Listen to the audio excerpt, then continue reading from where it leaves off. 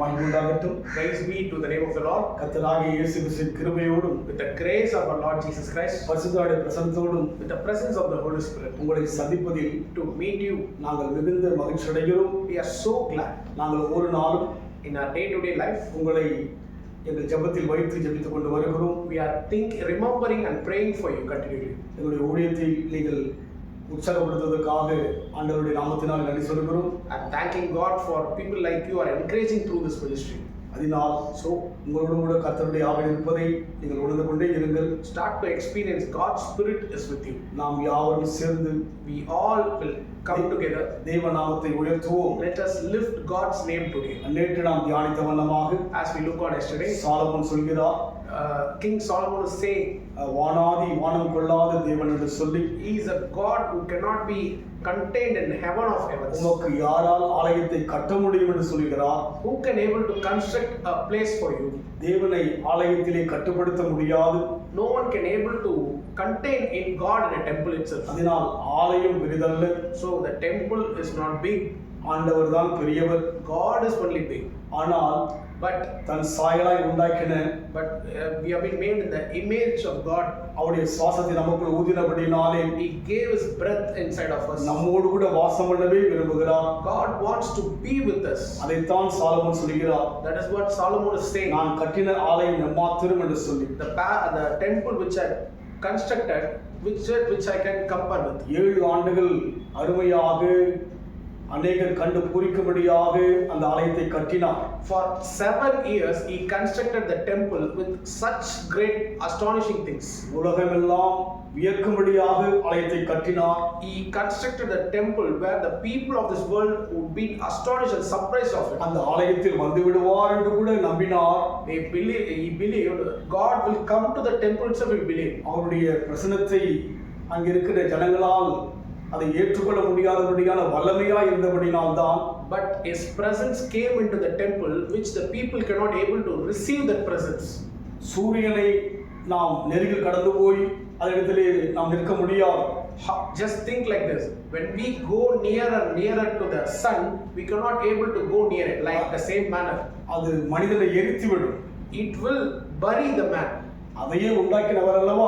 He is the one who created the sun. அவரை சந்திக்க முடியாது. No one can able to meet him. ஆலயத்தில் சந்திக்கவே முடியாது. Cannot able to meet directly in temple. ஆனால் ஒவ்வொரு மனிதனுக்குள்ளாக, but in every man, உண்மையை கூப்பிடுகிற யாவருக்கும், the one who is calling him truly, அவர் சமீபமாய் இருப்பதாக வேதம் சொல்கிறது. He is coming near to us. அந்த அனுபவம் தான், that experience is தனிப்பட்ட ஒவ்வொரு மனிதனுக்குள்ளாக, in every individual's life, தேவனை அறியவும், he can able to understand God, தேவனை புரியவும், they can able to know God, தேவனை உணர முடியும். they can start to experience God. அதனால் நம் வாழ்க்கையிலே in our life, எங்கிருந்தாலும் கூட, wherever we are, உண்மையாய் கூப்பிடுகின்ற போது, when we call him truly, தேவனை உணர முடியும். we can able to feel God. அதனால் ஆலயம் வேண்டாமா? So we can say like this, that there is no temple. திருச்சபைகள் வேண்டாமா?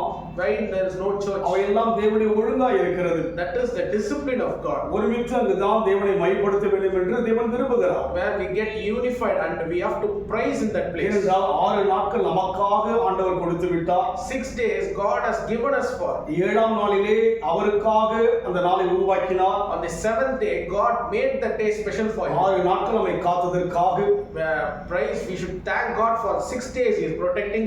6 நாட்கள் நம்மை பராமரித்ததற்காக, for taking care of the 6 days. ஆண்டவருக்கு நன்றி சொல்லும்படியாகத்தான் அந்த நாளை நமக்காக ஆண்டவர் உண்டாக்கி இருக்கிறார். To thank God, for that reason God has made the 7th day. அதற்காக தான் ஆலயம், that is the reason temple, அதற்காக தான் திருச்சபைகள், that is the reason church is being made. அதுபோல் நம் வாழ்க்கையிலே so in our life அவரை மைப்படுத்துவதற்காக அந்த நாளை நியமித்தார். God made that day to glorify him. இந்த வேளையிலும் கூட நாம் தியானிக்கும்படியாக, so let's meditate today in God's word. சங்கீத புத்தகம் 19ஆம் சங்கீதம், Psalms 19 verse 1. முதலாம் வசனம், verse 1. வானங்கள் தேவனுடைய மகிமையை வெளிப்படுத்துகிறது, ஆகாய விரிவு அவருடைய கரங்களின் கிரியைகளை அறிவிக்கிறது. The heavens are surrounding the glory of God, the arch of the sky makes clear the work of his hands. தமிழில் பார்க்கும்போது வானங்கள் என்று சொல்லி பார்க்கிறோம். In the Tamil it's saying sky. நாம் பார்க்கிற வண்ணமாக தேவன் எல்லா வானங்களுக்கு மேலாக இருக்கிறார். God is above every sky and everything. வானங்கள் அவருடைய மகிமையை வெளிப்படுத்துகிறது. The sky is showing God's glory. வானத்தில் அநேக மாற்றங்களை பார்க்க முடியும். We can able to see many changes happening in the sky. அழகான தன்மைகளை பார்க்க முடியும். A beautiful thing we can see in the sky.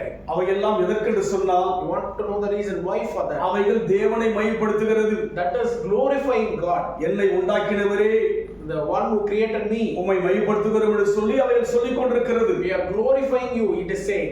ஆகாயம் என்ன செய்கிறது? The arch of the sky அவருடைய கிரியைகளை அறிவிக்கிறது. makes clear the work of his hands. தேவனுடைய காரியங்களை அறிவிக்கிறது. It is saying God's work. அவர்தான் உண்டாக்கினார் சொல்லி அறிவித்துக் கொண்டே இருக்கிறது. It is continually saying God is the one who created. நாம் அறிவிக்கிறோமா? We are saying it. நாம் மையப்படுத்துகிறோமா? Are you glorifying it, God? வாய் இல்லாத அவைகள் தேவனை அறிவிக்கிறது. It is not having mouth, but it is glorifying God. மூன்றாம் வசனம் அவ்விதமாகத்தான் சொல்கிறது. When you look at the third verse, it is saying like this. அவைகளுக்கு பேச்சும் இல்லை, வார்த்தையும் இல்லை, அவைகளின் சத்தம் கேட்கப்படுவதும் இல்லை. There are no words or language, their voice makes no sound. ஆனால் அவைகள் மையப்படுத்துகிறது. But they are glorifying God. நாம் மையப்படுத்துவோம்.